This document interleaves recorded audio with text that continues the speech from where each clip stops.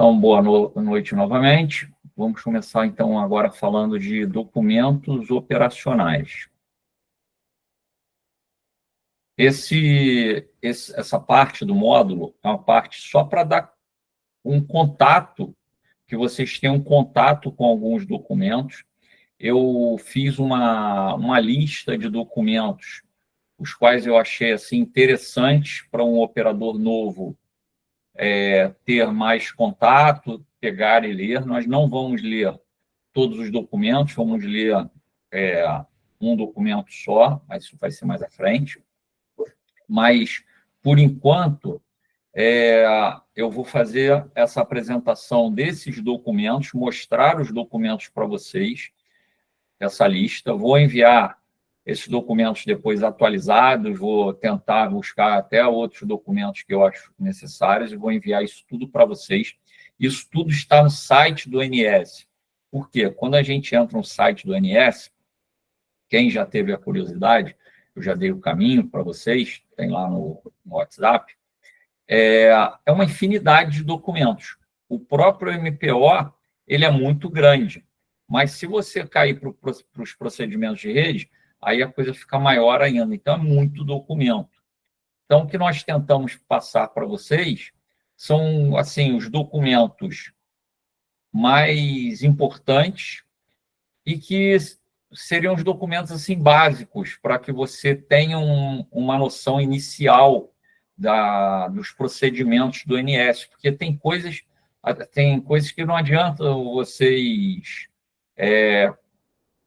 olharem e se debruçarem sobre aquilo ali, porque são coisas muito aprofundadas e vocês não vão entender, vão perder tempo ali lendo, tentando, e acabam desistindo e ficando desanimados com aquilo ali. Então, nós buscamos, assim, documentos, indicar documentos que façam sentido e que sejam mais fáceis de ler. Então, é nesse sentido que nós vamos seguir hoje, falando desses documentos. Então, as resoluções normativas da ANEEL estabelecem regras que devem ser observadas pelos diversos agentes do setor elétrico e consumidores. Então, a ANEEL, como eu já falei para vocês, ela cria regras, resoluções e, através dessas resoluções normativas, ela coloca para os agentes, para o ONS, alguns procedimentos que devem ser seguidos. Tem uma quantidade enorme, gigantesca de resoluções normativas e informações, conhecimentos, e a partir dali o ONS torna aquilo operacional, ele reescreve aquilo ou adequa a sua documentação para uma forma operacional, uma forma que os operadores leiam e faça sentido que possam usar em sala de controle. Então, a partir dessas resoluções normativas da ANEEL, saem muitos documentos operacionais. E aí, eu tenho aqui um exemplo, né, de um documento, que é o RO-EPBR 01, lá de 2022, e ele vem aqui e fala assim, ó, objetivo, tal, essa rotina operacional, objetivo a complementar, submódulo 4.2, dá algumas informações, e aí ele coloca umas referências. Entre essas referências, tem essa resolução normativa da ANEEL número 905, de 8 de dezembro de 2020. Ela vem assim, com uma cara assim, como se fosse uma lei, né? As leis que vêm escritas dessa forma, a lei tal, de 8 de dezembro de 2020. Então, é uma resolução normativa da ANEEL 905, de 8 de dezembro de 2020. Então, essa resolução normativa fez alguma alteração nos procedimentos, levou a alguma alteração nos procedimentos, e um dos textos que teve necessidade de alteração foi a RO-EPBR 01.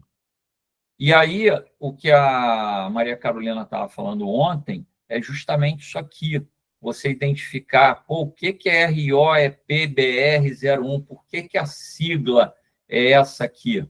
Tem uma regrinha aí, é isso que eu estou escrevendo, e eu provavelmente devo fazer um vídeo, mas devo fazer uma aula extra para quem se interessar em participar, tá? Bom, então, a resolução da ANEEL, ela altera a documentação aqui, ó, MPO, Manual de Procedimentos da Operação. Então, ela alterou esse documento.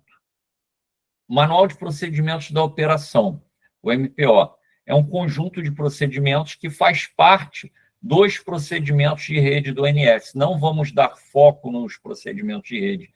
O nosso foco aqui vai ser o MPO, Manual de Procedimentos da Operação, que é o mais importante para quem trabalha em sala de controle. Então, a cara do MPO, se vocês entrarem lá no ONS, quem digitar lá no Google ONS MPO, ONS espaço MPO na busca do Google, vai ser levado à página do ONS, onde tem o MPO. E o MPO se apresenta dessa forma aqui, com relacionamento com a gente, os procedimentos de rede, tá? Programação, peraí, eu mesmo me perdi aqui. Isso. Está aqui na tela os procedimentos de rede, tá? Você entra nos procedimentos de rede, vai aparecer dessa forma. Então, se você colocar ONS, espaço procedimento de rede, você vai cair aqui, tá? Então, o módulo 5, que é a operação do sistema, é onde nós vamos ter o MPO. Então, o MPO está aqui dentro. São submódulos do módulo 5. Ó. Procedimento de rede, módulo 5, operação do sistema. E lá dentro tem o MPO, que vai do 5.11 ao 5.18. E é isso aqui que é importante para a gente. Você vê como é que eu já fui reduzindo alguma coisa aqui. E aí aqui, sim, é o MPO. Desculpa, lá no começo eu falei MPO, mas lá eram os procedimentos de rede. E aqui eu tenho o manual de procedimentos da operação, que ele é dividido dessa forma. Ó. Cadastro de informações operacionais, é o submódulo 5.11. Instruções de operação, submódulo 5.12. Rotinas operacionais, submódulo 5.13. Ajustes operativos, ajustamentos operativos, desculpa, submódulo 5.14, regulamentos internacionais, submódulo 5.15 e referências técnicas. Para a gente, assim, para quem está iniciando, esses aqui, ó, são os módulos mais importantes, submódulos mais importantes, instruções de operação e rotinas operacionais. Cadastro de informações operacionais também. Vou colocar esses três aqui, ó, tá? Esses são bem importantes. Vê que eu já fui dando uma reduzida na quantidade, porque cada aba dessa aqui tem uma quantidade gigantesca de documentos lá dentro. Então, eu já fiz um recorte aqui para vocês de 3 abas aqui, ó, cadastro de informações operacionais, instruções de operação e rotinas operacionais. Além disso, você pode fazer uma busca por documentos. Não façam busca de documentos no Google. Por quê? Porque o Google vai levar vocês a documentações vencidas, documentações de histórico, documentações que estão em outro local, que não é o site do ONS. Então, se forem buscar algum documento, busquem dentro do site do ONS, para não correr o risco de pegar documentos. Tem vários documentos. Você faz uma busca e vem documento lá de 2016. Parece que o documento... Aí abre um PDF, o documento lá. Você acha que aquilo está valendo. Aquilo não está valendo. Então, o importante é estar dentro do site do ONS para fazer a busca. Então, vamos seguir aqui um pouquinho. Aqui, eu fiz uma lista de documentos para vocês que tem essa ideia, principalmente para vocês entenderem como vocês devem ler os documentos, porque tem documento lá dentro que é só você conhecer. Ah, eu sei que esse documento existe, eu sei para que ele serve, e eu consulto quando for necessário. Eu sei buscar aquela informação, limites e dados operativos de um equipamento. Eu não tenho que decorar isso. Condições de energização de uma linha, preparação de manobras, eu não tenho como decorar isso, até porque é uma quantidade gigantesca de equipamentos no sistema. Como é que eu vou saber qual vai ser o nível de tensão ou o TAP que deve estar um transformador numa determinada subestação para eu poder energizar aquele transformador? Eu não tenho condição. Quando eu for energizar, eu tenho que saber onde procurar, tem que ir lá na IOPM, tal, de tal lugar é onde eu vou encontrar referência desse equipamento. É isso que eu tenho que saber, por exemplo, para uma preparação de manobras. Agora, existem documentos que o operador tem que saber de trás para frente. Não pode ter dúvida, não dá tempo de, na hora de um problema, buscar a informação. É o trabalho do operador. Assim, tentando fazer um paralelo, vamos supor que você está dirigindo um carro. Você pode não conhecer uma estrada, você pode não saber se a estrada tem muitos buracos, você pode não saber direito assim o caminho que você vai tomar.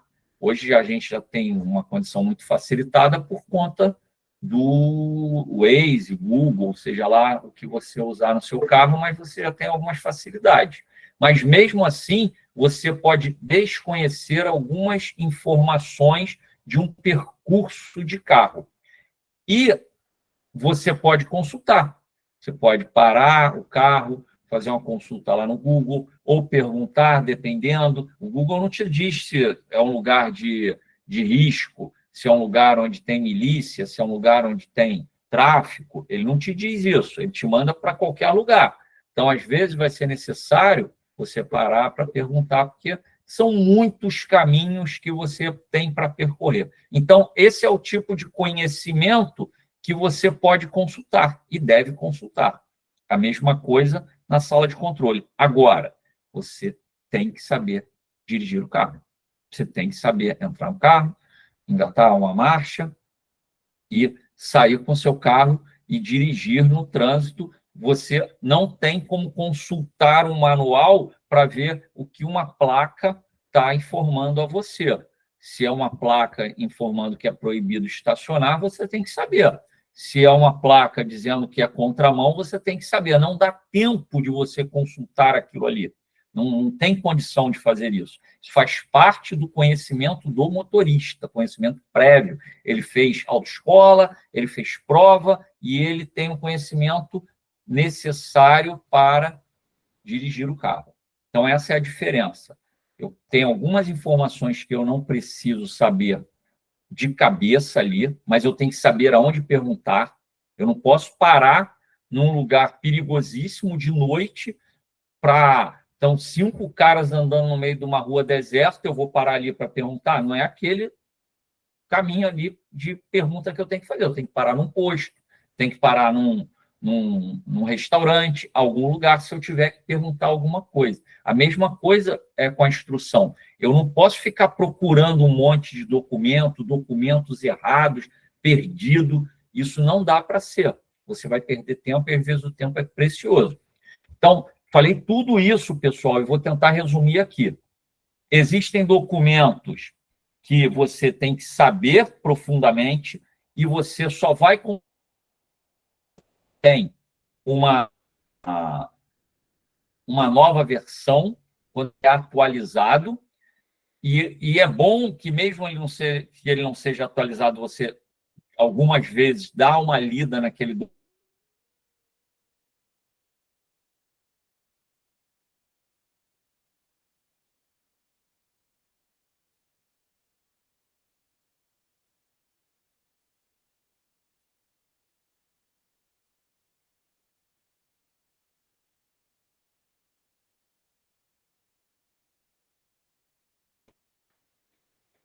Pessoal, deu uma cortada aí, não deu?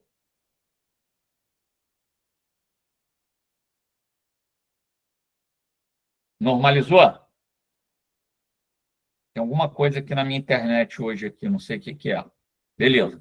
Então, porque vocês vão encontrar pessoas que vão falar assim, ó, operador, eu escutei isso muito na minha carreira, tá? Durante todo o meu tempo de operação, de várias pessoas, as pessoas experientes. Operador tem que saber aonde procurar. É a maior mentira da face da Terra. Não acreditem nisso. O operador ele tem que saber aonde procurar, mas ele tem que levar uma bagagem de informações muito grande que não precisa de consulta. Se você se você é o operador da consulta, eu só consulto. Eu sei onde está, eu vou ali, uma hora a coisa não vai dar certo. Você tem que saber quais são os documentos que você tem que saber muito, conhecer de trás para frente os documentos que você pode consultar.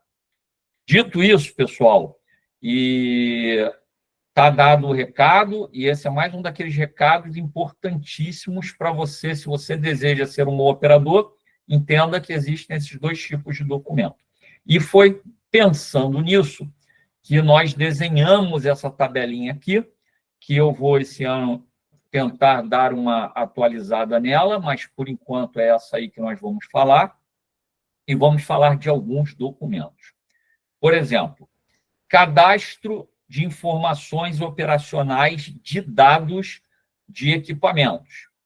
Aí, o que é a regra sobre esse documento? Conhecer para consultar quando necessário. Então, esse aqui eu não decoro, não tem como decorar. Então, dependendo da área, e é essa regrinha que eu vou passar na apresentação para vocês, eu vou mostrar no final dessa aula aqui, essa regra é que te diz que documento é esse aqui. CDCTSE 5RJ01. Pô, que troço é esse, gente? Então, conhecer essa sigla, porque ele tem esse nome, é necessário. Então, olha lá. O operador deverá conhecer o cadastro de informações operacionais de dados de equipamentos referente à sua área de atuação. Por exemplo, se o operador vai atuar na área Rio de Janeiro e Espírito Santo, deverá conhecer o CDCT-SE 5RJ01, região Sudeste. Beleza? Cadastro de informações operacionais de limites de equipamentos. Aqui são dados e aqui são limites. Lembra que eu falei para vocês o que é o limite? O equipamento, todo equipamento elétrico tem um limite. Ele não dá para operar com mais corrente, com um nível de corrente acima do qual ele foi projetado. Então, todos os equipamentos sistêmicos, eles vão ter instrução dizendo, esse equipamento está limitado em 400 megawatts, está limitado em 1.000 amperes. Então, vai ter lá o limite do equipamento. Preciso saber o limite de todos os equipamentos da minha área? Óbvio que não. Eu não preciso saber o limite de todos os equipamentos da minha área. Mas eu preciso saber que essas informações estão lá no CD, CT, SS 5RJ, se eu estiver na área Rio Espírito Santo. Então, o operador deverá conhecer o cadastro de informações operacionais de limites de equipamentos referente à sua área de atuação. Então, esses dois primeiros documentos, e se vocês entrarem lá, vocês vão ver que no MPO tem uma sequência para várias áreas desse mesmo documento. Então, esse é só conhecer. Próximo, cadastro de informações operacionais hidráulicas. Desculpa, pessoal. Hidráulicas. Caso o operador venha atuar em um centro de operação da geração, o operador deverá conhecer para consultar quando necessário. Então, mais um documento para consulta quando necessário. Caso o operador venha atuar no centro de geração, deverá conhecer esse documento. Por exemplo, se o operador vai atuar na bacia do Rio Paraíba do Sul, deverá conhecer CDOR-AE-PBS, Paraíba do Sul, a bacia do Paraíba do Sul. Tá vendo? Então, informações operacionais hidráulicas. Cadastros de informações operacionais das redes do SIM. Também conhecer para consultar quando necessário. Conhecer todos os documentos do item 2.5. Então, você entra lá no item 2.5, vão estar lá esses documentos e é bom conhecer todos. Cadastro de informações operacionais de faixa para controle de tensão, dominar de forma completa. Por quê? Você, na hora que você está executando um controle de tensão, você tem ferramentas que vão te orientar para os valores de tensão limites daquele momento. O valor de tensão limite, superior e inferior, eles são variáveis, dependendo da carga, do momento de carga. Se eu estou no momento de ponta de carga, à tarde, por exemplo, no momento que nós estamos agora, ele tem um valor. Se eu estou à noite, ele tem outro valor. Por quê? Justamente por conta do carregamento.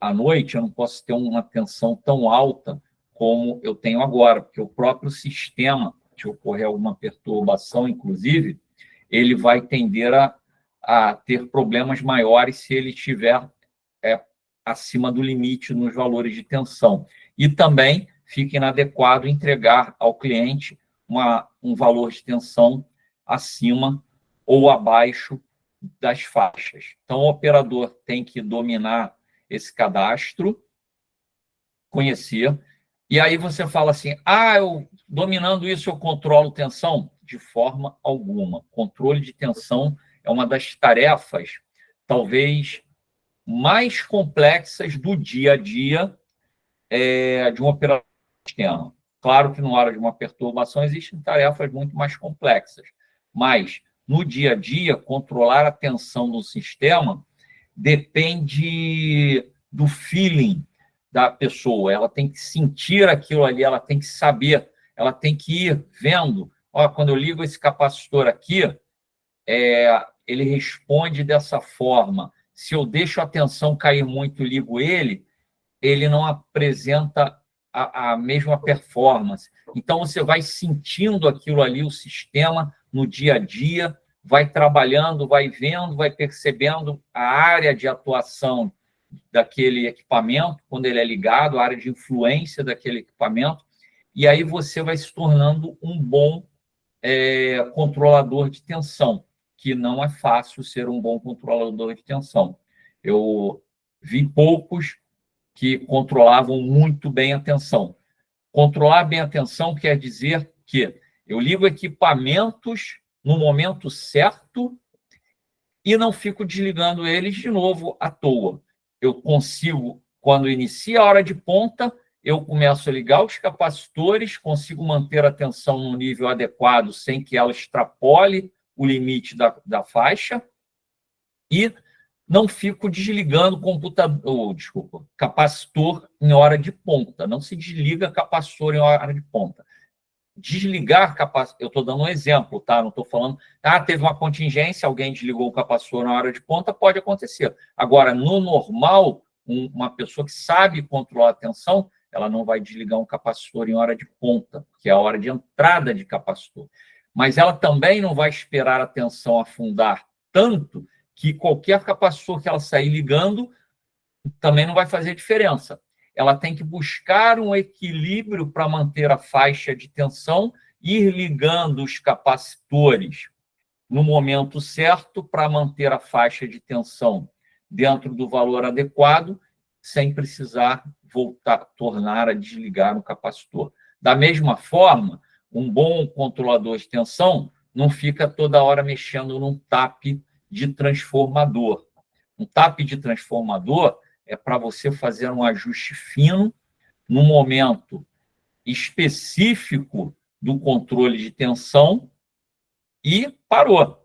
Você só vai mexer ele quando estiver mudando de faixa de novo. Você não vai ficar, põe no TAP tal, põe TAP tal, do mesmo, vamos do TAP 18 para o 22. No máximo, durante uma hora de ponta, você vai ir para o 24, entendeu? Vai fazer alguma mudança pequena, um ajuste. Agora, vai 18 para 22. Daqui a pouco, volta para o 18. Isso é erro operacional. Às vezes o cara não vai te falar. Errou. Quem é experiente sabe. Errou. Pediu errado. Está operando errado. Passa do 18 para o 19. Também não sabe operar. Porque está de 1 em 1. Porque não tem segurança no que está fazendo.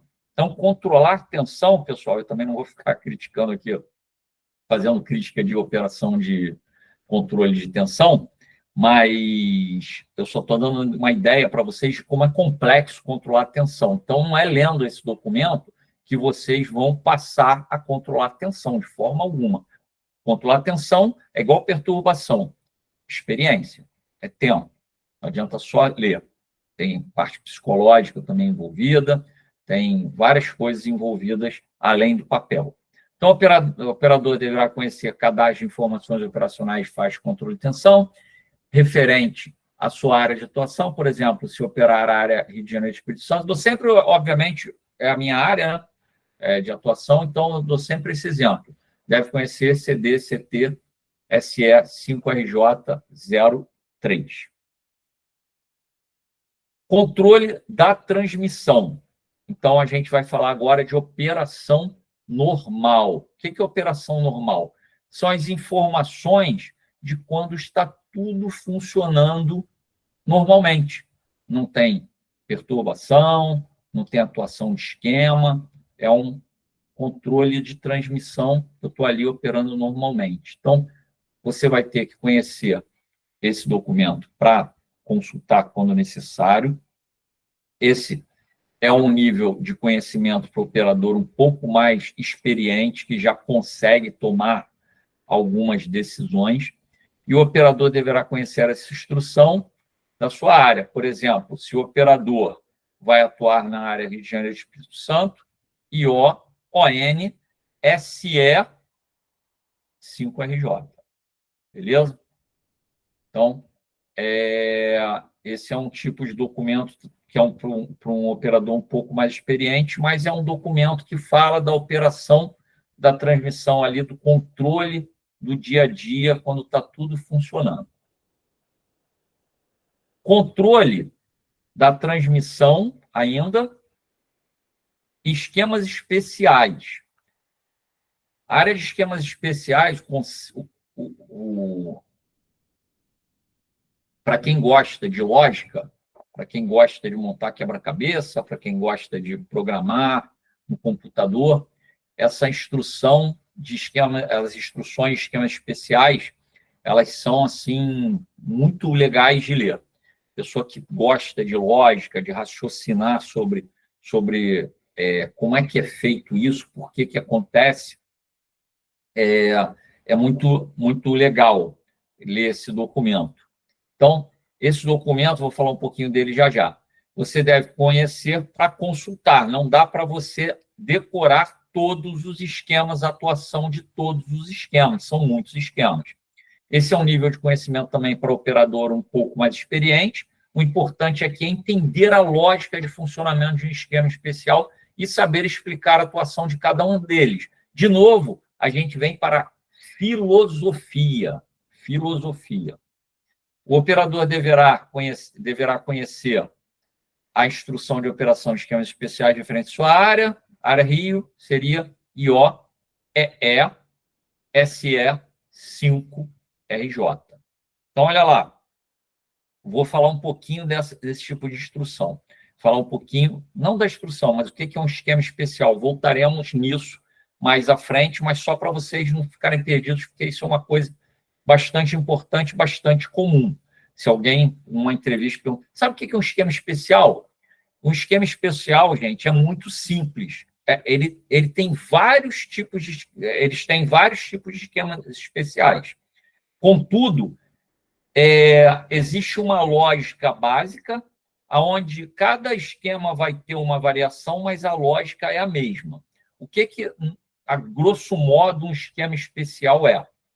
É um esquema onde eu corto algumas cargas ou tenho alguma ação sobre geração ou sobre algum controle para que eu consiga manter o sistema estável. Ou eu corto carga, ou eu corto geração, ou eu subo geração. Eu tenho alguma ação no sistema para que, no caso de uma oscilação, no caso de uma perturbação, no caso de algo inesperado, que algo inesperado venha a acontecer, que o sistema não vá a colapso, não se perca como um todo. Eu perco parte, aquela historinha do vão-se os anéis, ficam os dedos, ou vão-se os dedos, ficam os anéis, depende de quem prefere, né? Ficar com o dedo ou ficar com o anel, mas é isso, eu perco um para manter o outro. Eu perco um pouquinho de carga, e aí, infelizmente, qual é a carga que é cortada? Carga periférica, carga Zona Oeste, cargas que são consideradas menos importantes para o sistema. Eles não vão cortar uma carga, por exemplo, da Zona Sul. Eu não posso colocar num esquema da Zona Sul o centro da cidade. Já pensou? Meio-dia, o centro da cidade... Agora o centro da cidade não tem mais a importância que tinha, né? Mas ainda tem. Mas quando meio-dia atua um esquema especial e corta a carga no centro do Rio. Não é possível que seja assim. Ele vai cortar uma área residencial, uma área que faça menos barulho quando receber esse corte de carga. Por quê? Vamos supor que eu perdi uma geração ou tive uma oscilação no sistema e o sistema vai entrar em colapso. Ao cortar essa carga, o sistema retorna à normalidade e depois eu vou normalizar essas cargas devagar até conseguir recompor o sistema como ele estava. Então, basicamente, se vocês tiverem que explicar um esquema especial, ele é um esquema que vem a partir de um estudo de uma região aonde eu elimino uma carga, eu subo uma geração, eu reduzo uma geração, faço algum evento a partir de uma perturbação que eu consiga manter o sistema em pé. Eu consiga ficar com menos, mas com esse menos estável. Ok, pessoal? Não se preocupem, porque eu preciso de um quadro, eu preciso para mostrar para vocês o que é isso. Eu não tenho nenhuma apresentação aqui para mostrar isso para vocês, porque não é o objetivo dessa aula de hoje. Quando nós falarmos de proteção, nós vamos falar de uma forma bem mais clara sobre esses esquemas e vocês vão conseguir entender de uma forma mais tranquila. Eu estou só chamando aqui a atenção porque quem gosta de ler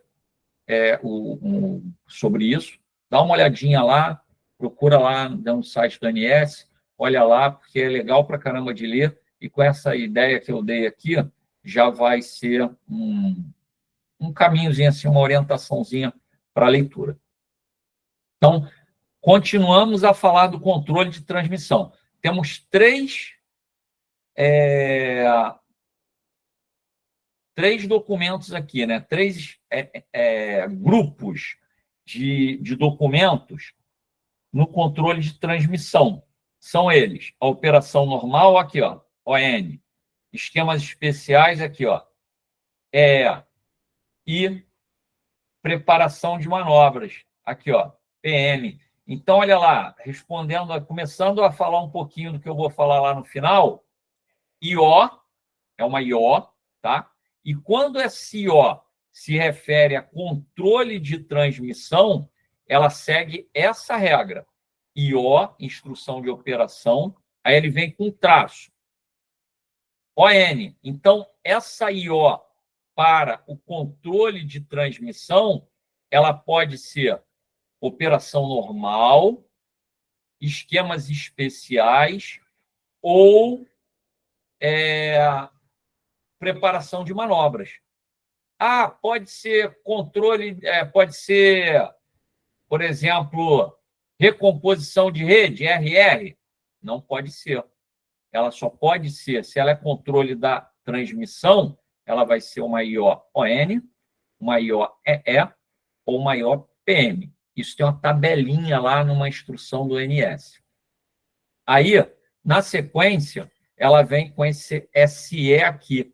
O que esse SE indica? A região geográfica, a região sudeste. Então, todos esses documentos, essa é uma IO, operação normal da região sudeste, essa é uma IO de esquemas especiais da região sudeste, e essa é uma IO, preparação de manobra da região sudeste.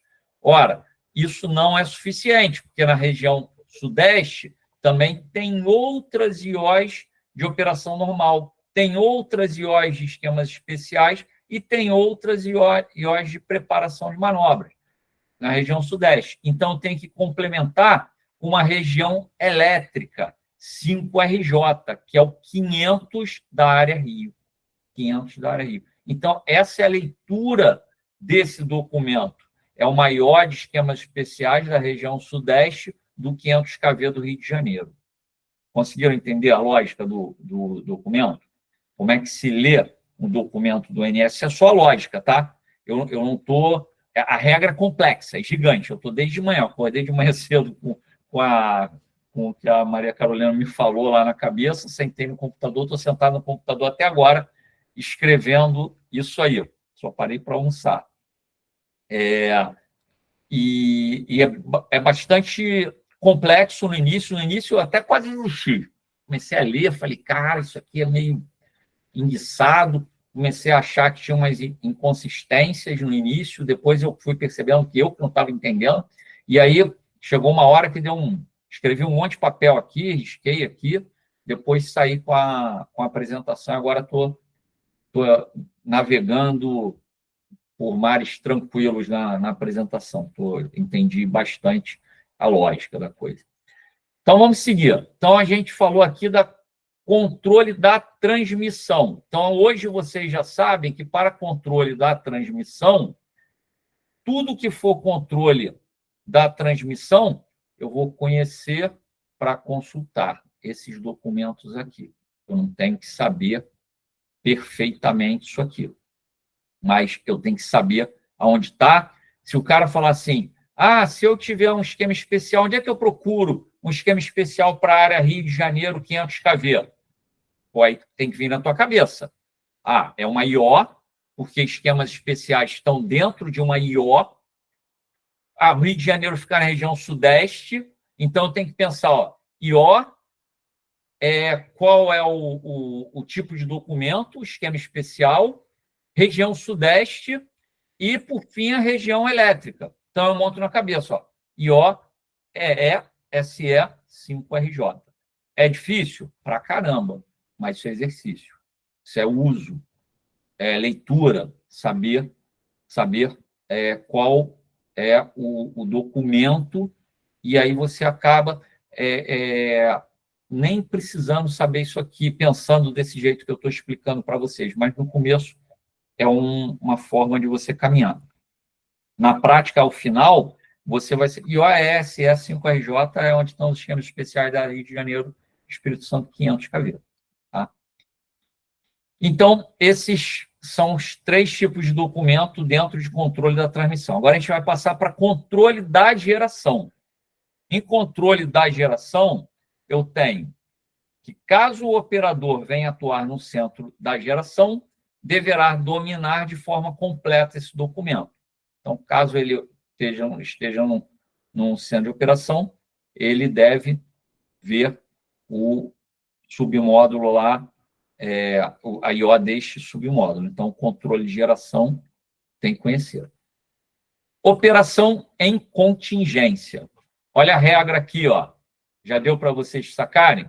Quem quer falar aqui de onde é esse documento aqui? Explicar esse documento aqui, por essa nomenclatura. Alguém?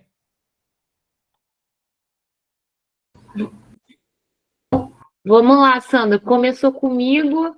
Vai. Agradeço aí seu empenho. Agora, se perguntarem, eu vou acertar. Instrução de operação. Ai, estava na ponta da língua. Operação em contingência, Sudeste, 500 kV, Rio de Janeiro. Perfeito, Maria Carolina. Isso aí. É isso aí.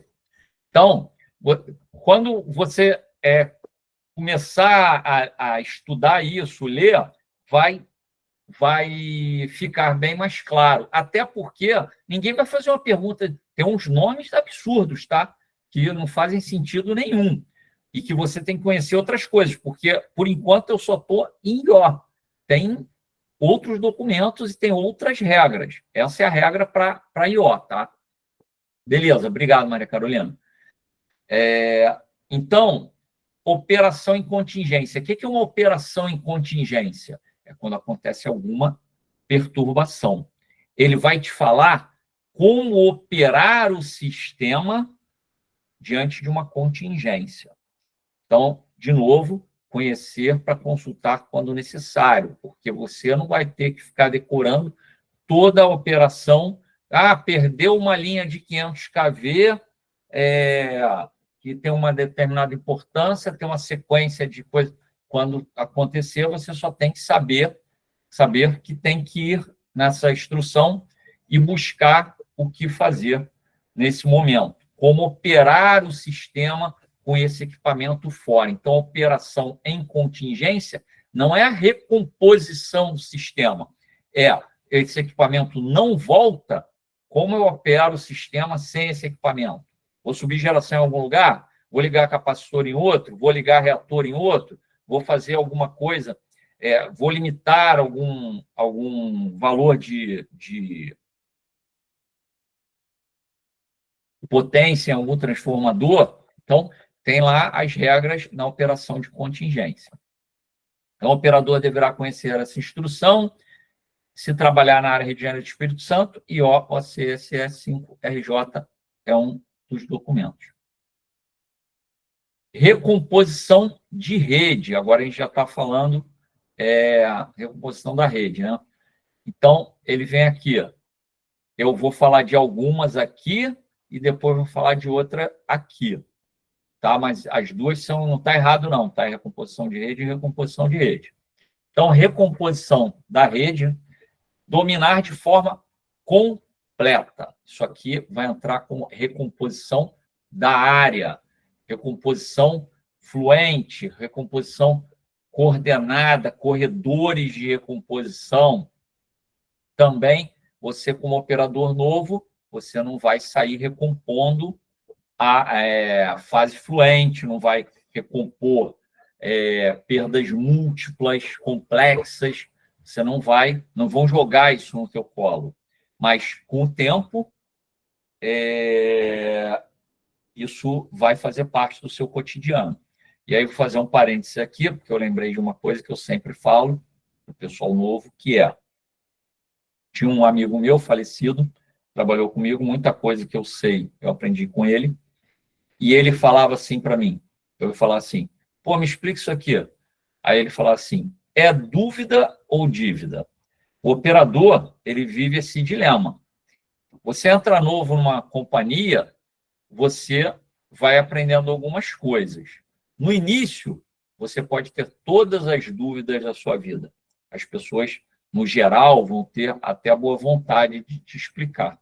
O tempo vai passando e você necessariamente tem que acumular conhecimento, tem que saber algumas coisas, tem que ir aprendendo e percebendo o que você tem que aprender naquele ambiente ali. Por quê?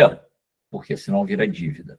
Porque aí, daqui a pouco, você está fazendo perguntas que deveriam ter sido esclarecidas quando você tinha meses de companhia. E agora você tem 2 anos. E aí é pior. Vocês vão ver que isso é muito comum. Você está ali, e aí você tem operador 1, operador 2, operador 3, operador 4, engenheiro de turno, dependendo. E aí esse cara, quando você entra no engenheiro de turno, às vezes um cabecinha branca lá, é um cara distante de você. E você fala assim, pô, até eu chegar nesse cara aí, eu já aprendi muito. Segui minha vida aqui quieto aqui, vou levar aqui, vai levando de boa. Aí o que acontece? Você já tem 1, 2 anos de companhia, chega um carnaval. Chegou um carnaval, fulaninho ficou doente. Não tem ninguém. Pessoal com viagem marcada, quem está de folga está viajando, não tem ninguém, só tem você. Aí você, naquele dia, eu vi isso várias vezes acontecer na minha vida, promovido a operador 2. Pô, mas não, vai tranquilo, o carnaval é tranquilo, não acontece nada não, fica aí. E aí já era, já virou operador 2. Com todas as dívidas possíveis que você possa ter.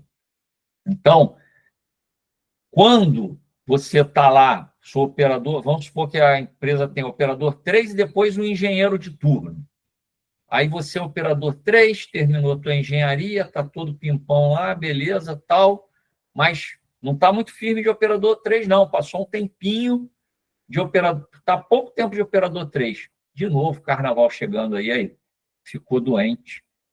Ó, pô, mas acabei de virar operador 3. Não, vai só substituir ele aqui. Fica tranquilo, carnaval não acontece nada, não. Está lá você de engenheiro de turno promovido, segunda-feira passa no RH para fazer aquela operaçãozinha lá, já é engenheiro de turno. E aí não tem mais ninguém para você consultar, exceto fora da sala de controle.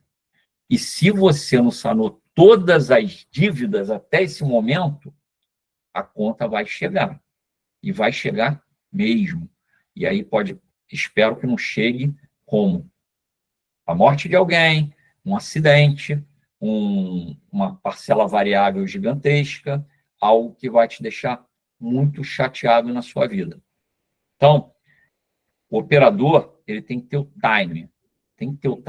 Ele tem que pegar o momento certo, saber o momento certo e saber o que ele tem que saber para cada momento da vida dele. Ele não pode... na verdade, você tem que trabalhar sempre assim. Eu tenho que saber mais do que eu deveria saber.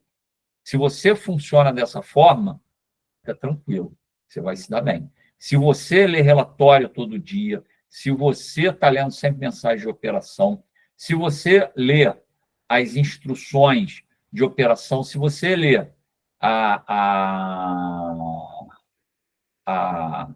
as atualizações das instruções, se você está por dentro de tudo que está acontecendo, você pode ficar bem tranquilo que sua carreira vai ser coroada de êxito, tá? Agora, depois eu leio esse relatório aqui, não estou cansado, agora não vou ler não, cheguei aqui, estou chateado com minha esposa, o dinheiro não chega no final do mês. Se tiver esse pensamento, já era, tá? Eu não aconselho ninguém a fazer isso. Eu, no início da minha carreira, eu levei muito documento para casa, porque eu não tinha tempo, na minha época, eu ficava manobrando o dia inteiro, fazendo manobra o dia inteiro para as intervenções dos outros dias. Então, era muito difícil de pegar uma instrução para ler, cansei de levar documento para casa para ler. Pegar pasta, levar para casa, tinha pasta, tinha caderno, escrevia, tudo analógico, né? Coisa de velho. Mas era o que dava para fazer. E eu buscava isso, ter mais conhecimento do que eu precisava, para não ser pego de surpresa. Então, aqui é o exemplo de 3 IOs. Ó. IO, RR, RR vem da onde? Ó? Recomposição de rede. Da onde? Ó? Sudeste. E aqui?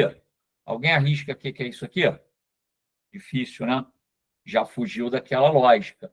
Como isso aqui está tratando de recomposição de rede, recomposição de áreas, cada um desses aqui, cada uma dessas siglas, é uma área. Então, isso aqui é a área Luiz Carlos Barreto, área Marimbondo e área Fontes Nova. Aqui, nesses documentos, o que eu tenho?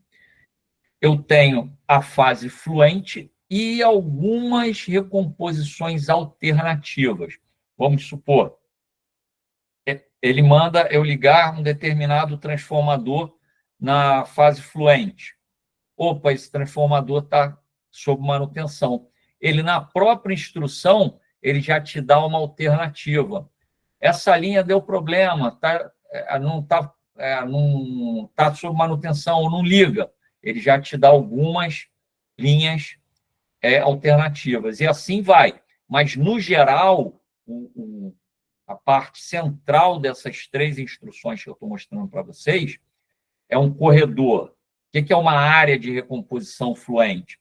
É uma área onde eu tenho uma usina de autorrestabelecimento. O que é uma usina de autorrestabelecimento?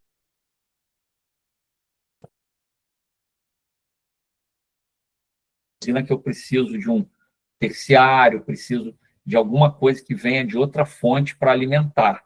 Essa não, ela consegue, por meios próprios, sair do zero. É o Black Start. Ela sai do zero e começa a gerar. Então, essa usina, as áreas, Luiz Carlos Barreto, Marimbondo e Fonte Nova, dão os nomes a essas áreas. E aí, essas usinas, elas são ligadas, energizam o barramento e vão enviando tensão para um sistema de transmissão até atingir o quê? As cargas prioritárias. De novo, não vai ligar Bangu, gente, não vai ligar a Zona Oeste. Vai ligar até um pedacinho da Zona Oeste, até agora tem, mas é porque a Globo está em Curicica, e aí a Globo também conseguiu lá na época da Olimpíada essa benesse de ser energizada junto com a área olímpica, estava na mesma região, né? Então, você tem essa questão de cargas prioritárias, que não vai ser a Zona Oeste, vai ser o quê? Centro da cidade, Zona Sul, e agora, desde a Olimpíada, a região da Curicica. Bom, por isso que eu mudei para cá, para essa região daqui. Que aí eu não fico no escuro. E aí, pessoal,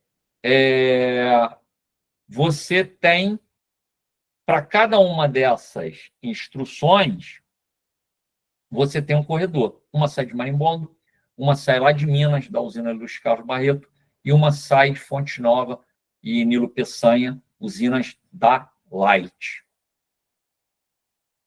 Fase fluente foi terminada, encerrou. Terminei a fase fluente de Luiz Carlos Barreto, Marimbondo, Fonte Nova. Passo para essa instrução aqui, IORRSE. E aí, essa aqui, ela já não está mais me falando de um único corredor, de uma única área de recomposição. Ela é de toda a região sudeste. Por quê? Ela vai recompor a fase coordenada. Então, o NS é que vai fazer essa recomposição. Grande erro. Tem operador que fala, então, não quero nem saber se é o NS. Bom, nós vamos fazer o que o NS determinar no momento de uma recomposição, quando se referir a essa recomposição aqui, IORRSE. Contudo, se alguém no NS se equivocar e você seguir o erro de forma cega, você também vai responder, tá? O setor elétrico, o setor operacional, se você não jogar como time, rapidamente você vai ver que as coisas não vão dar certo para você. Tem que jogar como um time. Não adianta, deixa para lá, isso é problema dele. Não vai dar certo. uma hora vai dar algum problema. Tem que estar atento a tudo, tem que estar apoiando todo mundo, tem que jogar como time, não adianta. Tem gente difícil, tem gente chata, tem gente legal, tem todo tipo de gente, como tem em todo lugar. Quem não gosta de telefone vai ter que gostar, tem que saber falar no telefone, tem que saber ser educado no telefone, tem que saber não se estressar no telefone. Então, é meio que uma arte que é ao final desse módulo, que é a parte de comunicação verbal, você trabalhar como operador. Essa parte de comunicação ela é bastante importante. Relacionamento. Operador é uma pessoa de relacionamentos profissionais, não necessariamente relacionamentos. Eu, por exemplo, eu não sou uma pessoa de grandes relacionamentos externos, mas buscava ser uma pessoa de bons relacionamentos profissionais, porque é necessário, é importante. Ok? Então, encerramos aqui a parte de recomposição de rede. Esses são os documentos que eu indico. Todos esses documentos aqui, eu indico que vocês façam alguma leitura em algum momento. Tem uma curiosidade, dá uma lida, mesmo que vocês não entendam muita coisa, para vocês entenderem o que eu estou falando, ver se faz sentido o que eu estou falando. Operação de reservatório. Caso o operador venha a atuar em um centro da geração, dominar de forma completa. Caso o operador no centro de geração, por exemplo, se o operador na área da bacia do Paraíba do Sul, IO, OR, AE, PBS. Ok? Então, essa é outra instrução que faz parte do pessoal de geração. Quem vai trabalhar com geração tem que dominar essa instrução, que não é o meu caso, que eu não domino esse tipo de instrução. Operação das instalações. O que é a operação das instalações? Cada instalação ela tem as suas particularidades, a sua estrutura, o seu desenho elétrico, a sua importância para o sistema. Então, eu preciso de instruções específicas que me digam o que eu posso fazer naquela estação. É um manual de operação da estação. Manual de operação. Como se eu recebesse um televisor e recebesse meu manual ali do televisor. É a mesma coisa. Tem a estação de Tijuco Preto, eu tenho lá uma instrução de operação da instalação de Tijuco Preto. Então, eu vou para essa instrução, abro e consigo ver algumas particularidades, qual o tipo de barramento, qual a configuração naquela estação, se ocorre baixa pressão de gás CFC no disjuntor, o que acontece, se tem alguma particularidade de proteção, alguma particularidade de recomposição, vai estar tudo nesse tipo de IO. Então, ele vai ter lá no MPO, o operação na instalação, e aí tem um montão, imagina quantas subestações tem no sistema elétrico. Então, vai ter um montão de instruções que vão estar lá disponíveis para você ler. Claro, qual é a que você vai ler? Da sua área. Comecei a trabalhar numa empresa, provavelmente essa empresa tem a sua própria documentação, porque normalmente as empresas alimentam o ONS com essas informações. Então, está lá no site do ONS, mas está dando a empresa também. Então, o ONS, na verdade, dá meio uma enxugada nas instruções das empresas e cria essas instruções de operação da instalação. Por fim, e esse é o único documento que faremos a leitura, mas não agora, que é a execução do PDO. O que é esse documento? IOPD-BR-01. Quem quiser já lendo esse documento, adianta bastante a vida, porque esse é o documento para o operador de sala de controle. É como ele deve trabalhar na execução de um programa diário de operação. Como é que ele trabalha ali no dia a dia? O que é o trabalho? Isso é o trabalho do operador. As tarefas que ele executa no relacionamento com o ONS. Isso dá uma visão bem legal de como é uma sala de controle de um agente e a sala de controle do ONS. Dá uma visão assim que você se localiza muito como os operadores procedem no seu dia a dia.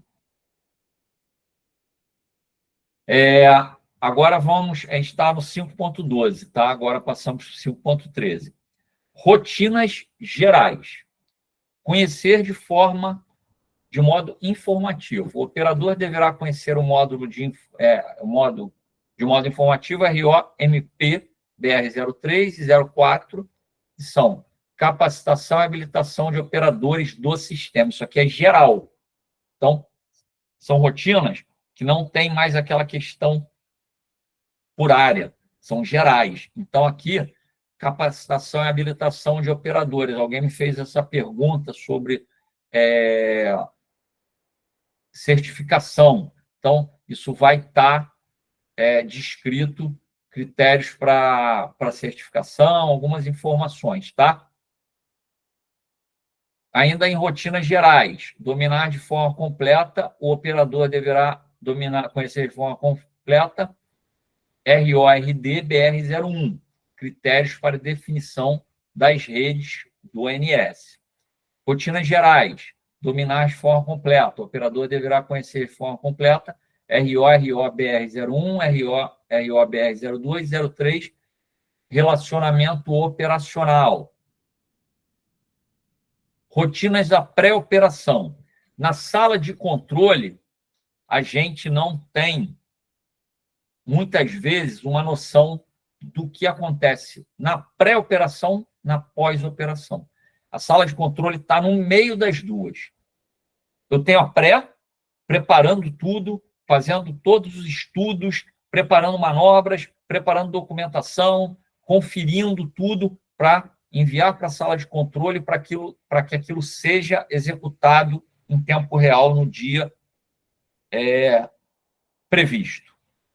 E eu tenho a pós-operação analisando tudo que foi feito, verificando se tudo que foi feito de uma forma correta, de uma forma adequada. Então, muitas vezes é necessário escutar a gravação, pegar documentos e fazer conferências de horários, bater horário, ir para um sistema de supervisão e controle, verificar inconsistências de horários com o efetivo comando dado no equipamento. Então, a pós-operação ela tem toda uma análise sobre o trabalho executado em sala de controle. Então, a prepara o que a sala de controle vai executar, a sala de controle executa e a pós confere se foi tudo certinho. A pós é a responsável por responder a outras empresas e a ONS, a ANEEL, quando ocorre algum problema em sala de controle ou algo que ocorreu também indevido na pré-operação, que às vezes o problema pode ter vindo lá da pré-operação, não ser um problema específico de sala de controle. Por que eu estou falando isso? Porque isso é para situar vocês aonde vocês estão. O operador, quando ele entra numa empresa de energia elétrica, a porta de entrada dele é a sala de controle. Ele dificilmente, a não ser que ele já tenha trabalhado em outros lugares, ele vai entrar numa empresa na pré-operação, na pós-operação. Ele não vai entrar.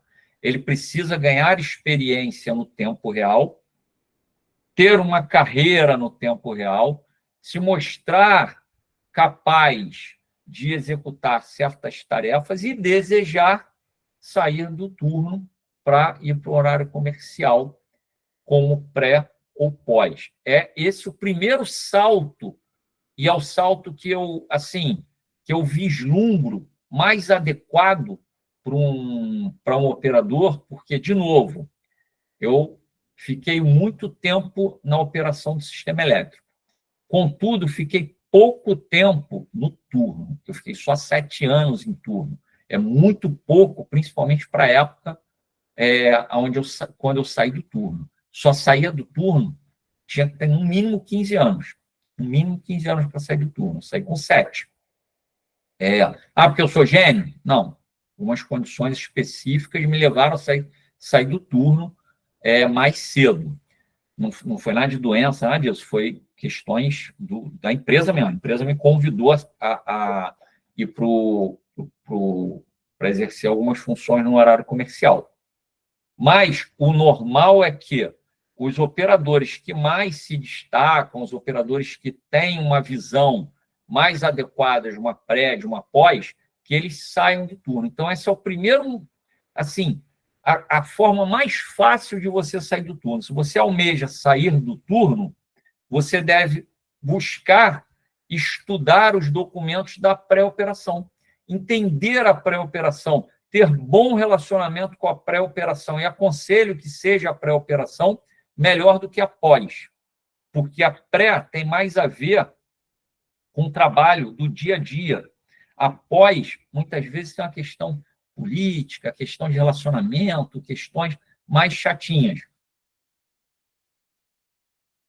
Tem que ser mais cascudo, porque vai tomar umas pancadas, não pode perder a cabeça. Na pré está meio isolado, também tem que ser educado, porque às vezes as pessoas perturbam na pré-operação, né?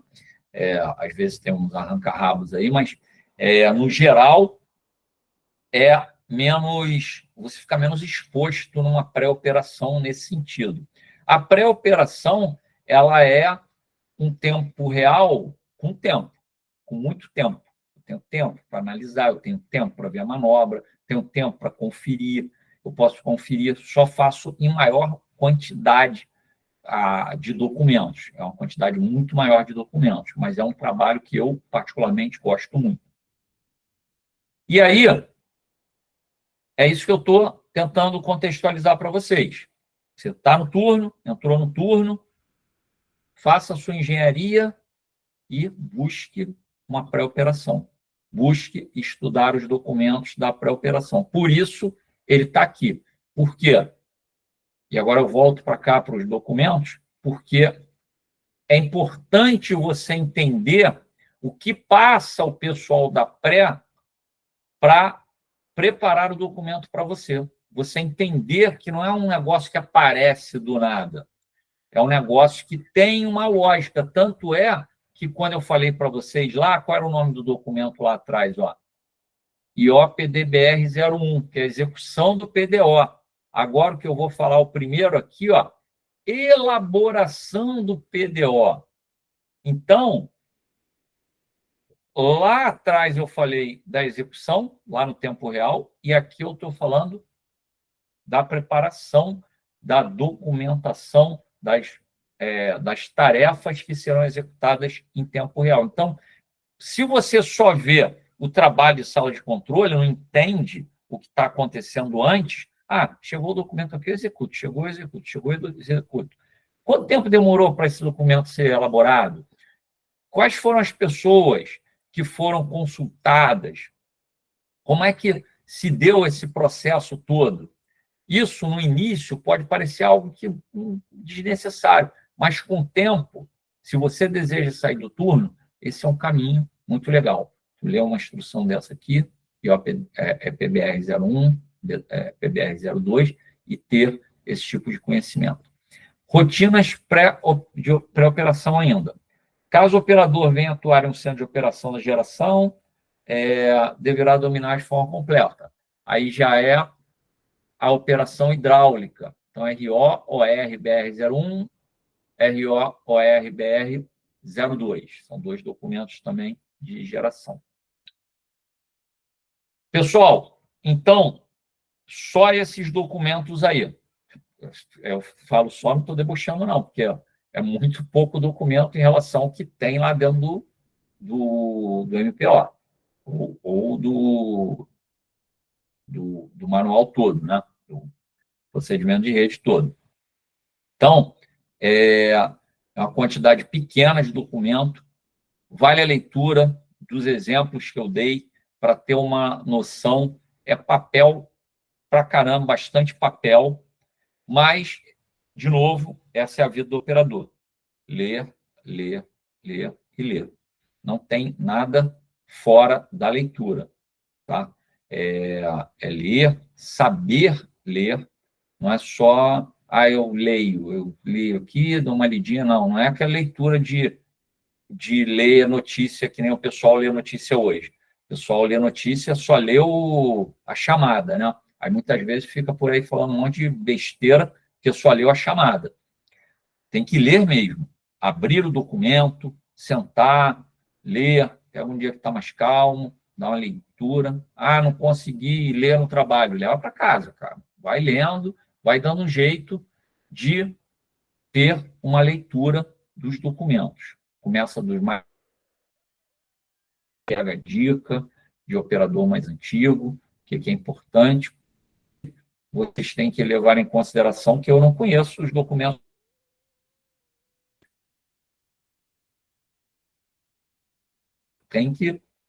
Vocês têm que fazer a leitura desses documentos, normas, instruções específicas, algum manual, e tem que ler. E cada empresa é uma empresa.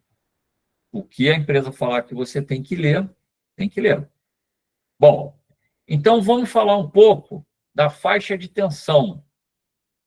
Para vocês terem uma noção, vou falar de alguns conteúdos importantes que estão dentro desses documentos aí que eu falei. Então, essa aqui é a CDCT-SS5RJ03, que é a faixa de tensão, controle da faixa de tensão. Ele tem um controle de tensão, tá? CT de controle de tensão. Então, dentro lá desse documento, tem lá a faixa de tensão. O que ele fala? Entre 0 e 5 horas da manhã, de segunda-feira, é a carga mínima. Então, esse é um momento excelente para desligamentos, porque a carga está bem baixinha e equipamentos que não saem a qualquer hora, eles saem nesses horários. Então, muitas vezes, você tem desligamentos de domingo para segunda, de 0 horas de segunda até 5 da manhã de segunda, para que você possa ter uma segurança. De 5 às 7, também pega a carga mínima aqui, nessa tabelinha aqui. Isso tem alteração às vezes, tá? Vamos seguir aqui na segunda, tá? De 7 às 9 já é média, de 9 às 18 média, de 18 a 22 pesada. Na verdade, aqui é de 17 a 22, tá? De 22 a 24, média. Terça, sábado vai mudar somente isso aqui, passa a ser leve, tá vendo? A carga fica mais pesada aqui. Por quê? Aqui, muitas vezes, as pessoas estão viajando, não voltaram ainda de viagem. Aqui as pessoas já viajaram, estão usando ar-condicionado, estão vendo TV, tem outras coisas funcionando, então ela não fica tão reduzido o carregamento. No domingo, feriado, você já tem 0 às 5 leve, depois você vai com mínima, onde era média virou mínima, onde era média virou leve, onde era pesada virou média e leve. Então, domingos e feriados são dias excelentes para desligamentos. Muitas vezes o agente faz um pedido ao ONS de uma intervenção e o ONS fala, só sai domingo por causa disso aqui. A carga é mais tranquila no domingo. Você não tem carga pesada no domingo, tá? Então, quando, por exemplo, eu executo algum serviço dia de semana, muitas vezes o ONS fala, só pode ir até às 17, porque senão vai entrar carga pesada, você não pode entregar o documento na hora de ponta, não pode manobrar, o ONS não vai aceitar que você manobre disjuntores, retorne com equipamentos na carga pesada, exceto no caso de emergência, exceto que o ONS necessite daquele equipamento. Mas, no geral, ele vai deixar o equipamento fora. Então, a partir daquelas cargas que nós temos ali, são estabelecidos alguns critérios, alguns valores de faixa de tensão em algumas subestações. Então, está lá. Na subestação de Adrianópolis, por exemplo, a tensão de 138, na carga pesada, ela deve operar entre 141 e 145. Então, vocês olhem aqui. Eu vinha de uma carga média para uma carga pesada, vamos pegar o exemplo de segunda-feira. Carga média para carga pesada. A carga média, para cá, eu estou mantendo a mesma coisa. E aqui, ó, para todos eles, da média para pesada, a faixa de tensão é igual. Ok? Mas, o que eu devo fazer? Então, se é igual, eu não preciso nem fazer nada, porque se eu já estou conseguindo controlar aqui, a tensão está dentro da faixa, vai entrar... Desculpa, aqui, a tensão está dentro da faixa, vai entrar carga pesada, eu vou aí controlando. O que acontece é assim, se você deixar aqui na carga média chegando a hora de ponta, e aqui deixar no mínimo da faixa, estou deixando Adrianópolis em 141. Quando entra um bloco de carga de uma vez, e liga a iluminação pública, pum, liga um montão, tudo junto, né? Escurece, liga um montão de carga. As pessoas saem dos seus trabalhos, um montão de elevador funcionando. Essa tensão que era 141, ela afunda. E na hora que ela afunda, o que acontece? O capacitor, ele não faz mágica. Ele não faz aparecer uma quantidade de tensão determinada. Ele não faz assim, ó, se eu ligo esse capacitor, ele aumenta em 5 kV no meu barramento. Não é assim. Vai depender da tensão que está no barramento. Então, se eu ligo um capacitor com 141 kV, é uma coisa. Se eu ligo o mesmo capacitor com 145 kV, ele vai dar uma resposta muito melhor. Então, o que é o ideal? Se eu conheço o perfil da carga, por isso que eu falei que controle de tensão é difícil. Eu sei como é que aquela carga daquela região se comporta. Eu sei que lá está nublado, está começando o tempo, está começando a fechar lá em Adrianópolis. A iluminação pública vai entrar antes. Se eu sei de tudo isso, eu vou manter minha atenção aqui na hora da carga média, próximo a 145. Conforme ela for começando a cair aqui, eu vou ligando o capacitor e vou tentando manter ela em 145. Não em 141 e 141 e tentar manter 141. Vai chegar um momento que vai violar a faixa para baixo. Então, o controle de tensão tem que ser feito pela faixa de cima quando você está mudando de uma carga média para pesada. O contrário também é verdade. Se você está mudando de uma faixa,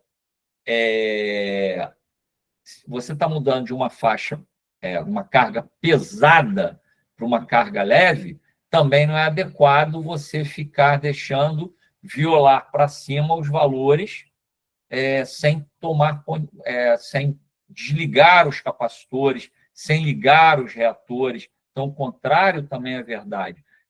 O controle de tensão ele é complicado, não é fácil, deve ser feito por uma pessoa com bastante experiência. Então, isso é uma das coisas que está lá dentro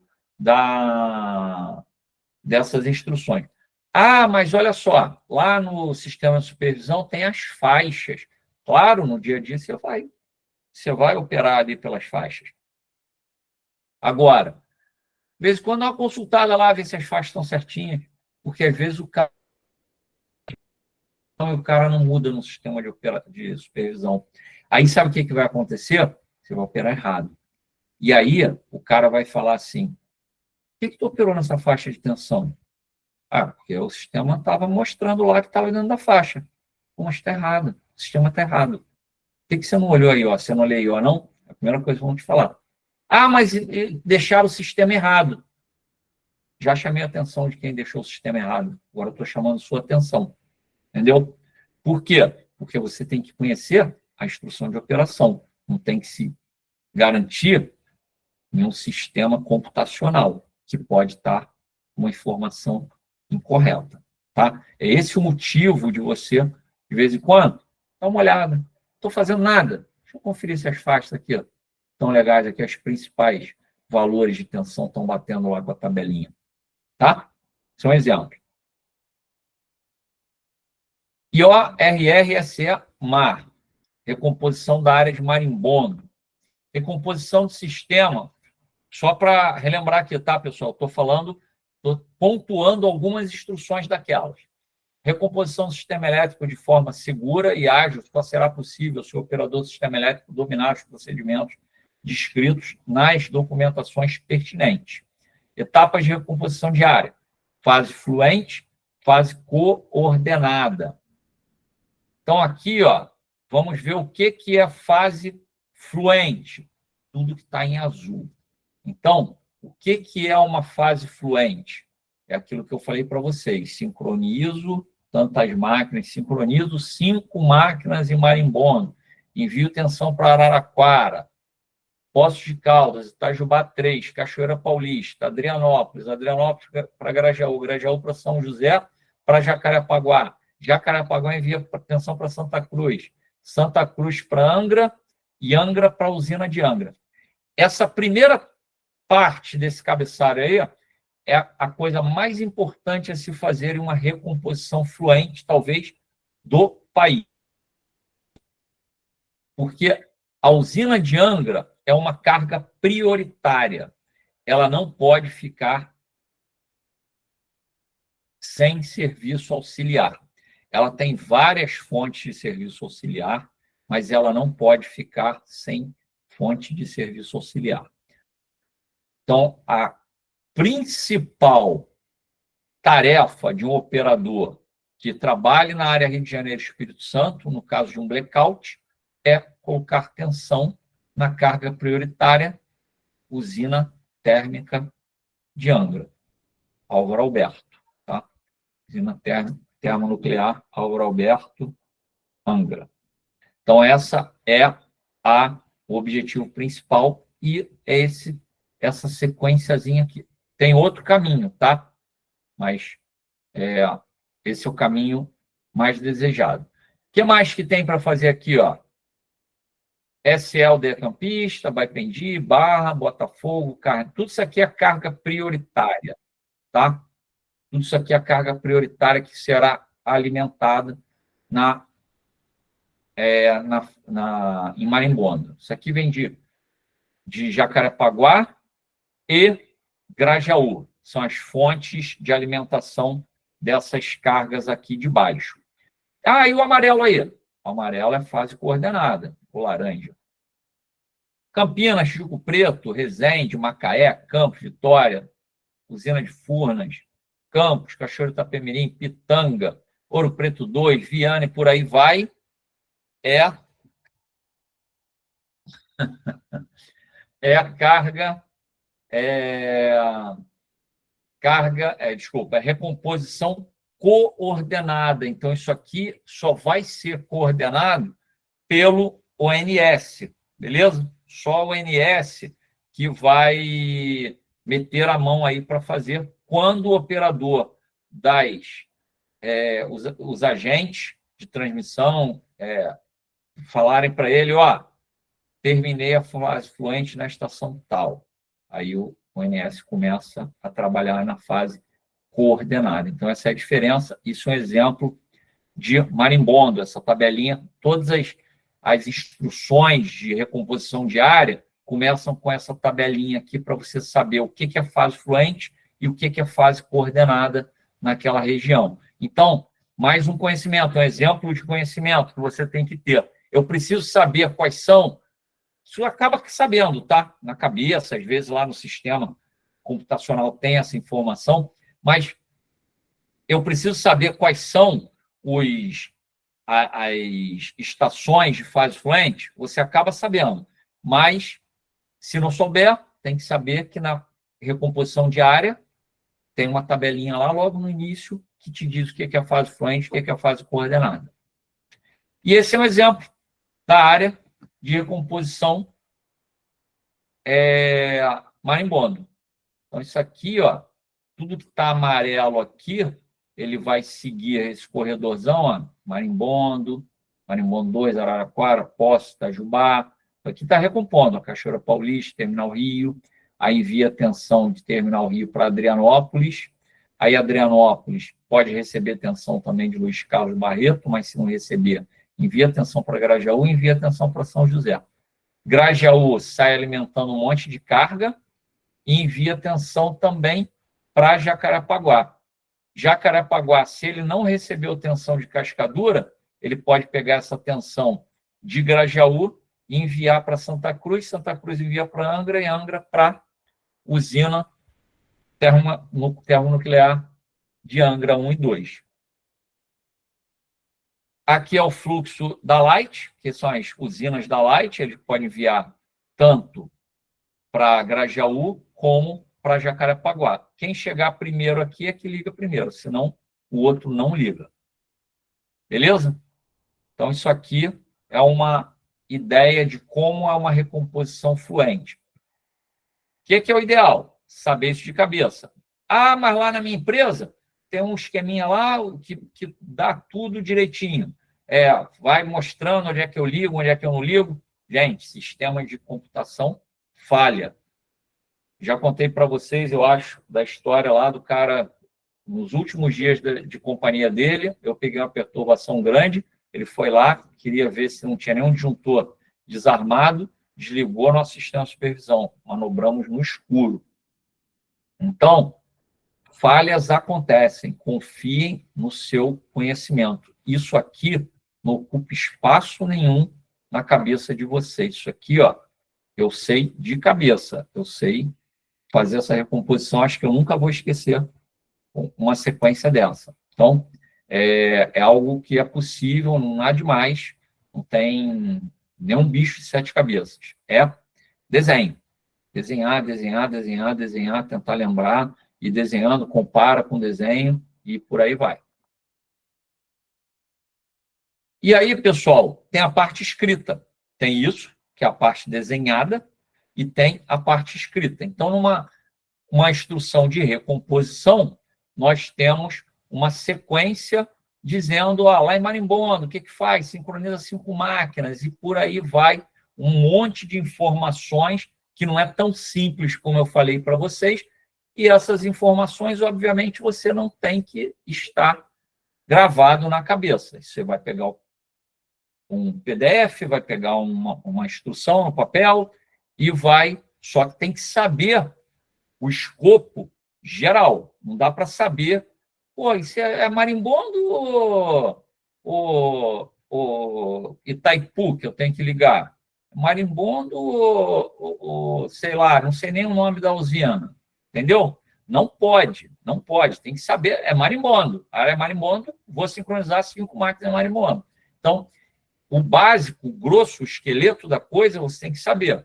O detalhe, eu indico sempre às pessoas, quando ter uma instrução dessas em papel, na gaveta. Por quê?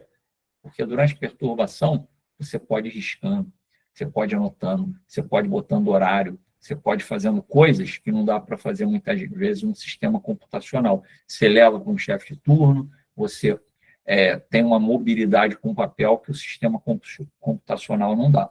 Não sou velho que ama papel, não, tá?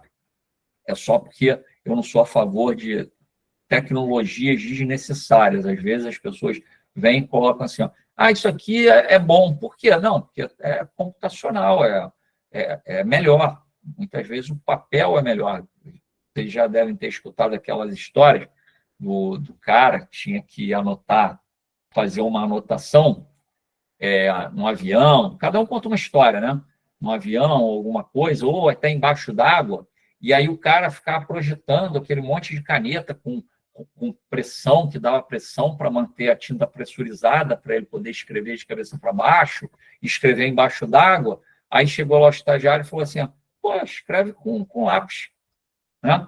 São aquelas coisas que você está pensando num negócio absurdo quando tem uma solução muito simples. O lápis escreve de cabeça para baixo, escreve dentro d'água, escreve em qualquer lugar. Lápis é lápis, né? Então, não precisa, às vezes, inventar coisas que são solucionadas de outras formas. Pessoal, vou parar por aqui. Deixa eu ver se tinha mais alguma... Isso. Aqui eu já entro em outro tipo de instrução.